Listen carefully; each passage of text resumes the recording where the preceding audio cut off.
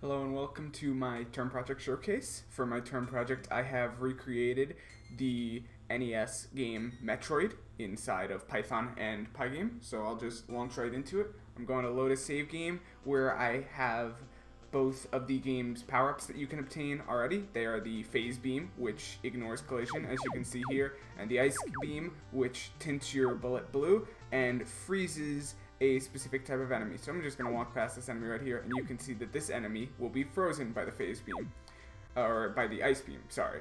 So in this game I have 6 different types of enemies. There is this drill enemy that you have already seen that just attempts to drop onto me. If it falls on me, I become invulnerable for 30 frames or 1 second, and I get knocked back a little, although I was on the ground, so I didn't actually get knocked back. This is the second enemy. It's a simple platform. It's invulnerable, and it is the only enemy that can be frozen. So they stay frozen for 15 seconds, by the way. I'm going to grab this energy tank, and in classic Metroid style, the game freezes such that the sound effect for getting an item plays, and then resumes as soon as the sound is over. When you collect an energy tank, your health goes up to your maximum health times the number of tanks you have. So by default, your maximum health is 99, and I have 3 tanks now because you start with 1, and I collected 1 before I started recording this, and that was my 3rd tank. So now I have 297 health. So moving on, I'm going to showcase the main part of the game's final battle, which is through a few doors this way. On the way, you'll see I have added other types of enemies. The little floating discs try to like orbit around your y-axis, just moving up and down. And the bugs move towards you until they're in a certain range, and then they attempt to tackle you. And you can see whenever I shoot any type of enemy that can be killed, it flashes and then it explodes when it dies.